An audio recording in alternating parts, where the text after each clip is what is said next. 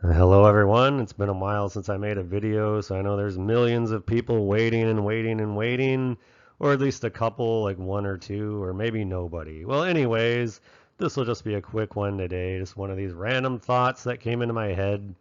I was thinking about this Motley Crue 1994 record, and I really don't know the ages of anybody that's going to be watching this video, but I was around then.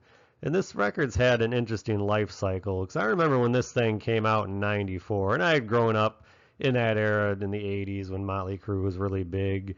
And pretty much I can't remember anybody that liked this record when it was out.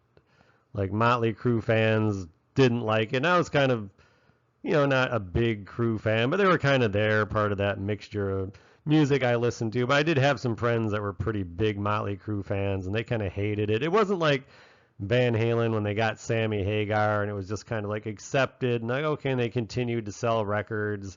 And I understand this came out in the era of grunge, so a lot of these bands are kind of being put on the shelf anyway. But this one, like when you watch a lot of YouTube channels now, obviously way bigger than me. I mean, if you've got like one subscriber, you're bigger than me. But anyways, almost everybody to a T will just talk about this being the greatest record, not only Motley Crue, but almost in human history. And I wanted to go back and listen to it because I remember at the time the only single I heard that they played in the area I lived in at the time was Hooligan's Holiday, and I just didn't think it was that good. And they're like, oh, it's not Vince Neil. I don't know who this guy is, Karabi, but I figured I'd go back and listen to it and see what do I really think. And I won't go over every song or any like that in general because there's a lot of songs on it, 15 minutes long or 15 songs. And what surprises me is how long a lot of these songs are. A good majority of them are over 5 minutes. There's one over 6 minutes, over 7 minutes. So they're very much longer than a typical Motley Crue song. And later on, jumping around here, but I've come to really like Karabi a lot because I didn't really listen to this record at the time, but I did listen when he got together with Bruce Kulick and did Union, and those two Union records are just awesome. And I think Karabi is a great singer. But my initial, after listening to this record, like it really doesn't sound obviously like classic Motley Crue. It sounds more like a Karabi, what he would do as a solo record with Motley Crue as his kind of backing band. And I think he does a good job. And it's a little bit different side of Mick Mars here as well.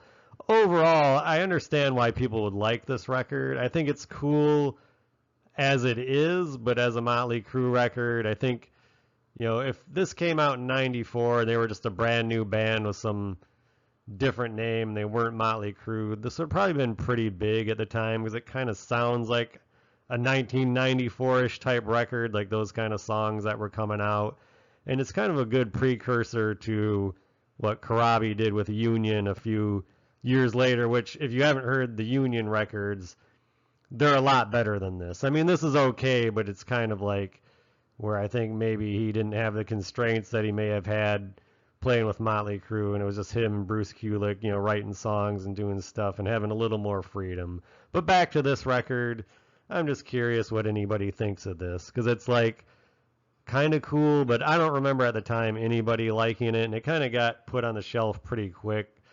On the radio stations where I live, they played Hooligan's Holiday a few times, and it just kind of disappeared. Then, Motley Crue kind of disappeared for a while till they came back with Generation Swine, which I actually do like Generation Swine quite a bit. I know people hate that record, but I don't know, there's something kind of cool about it.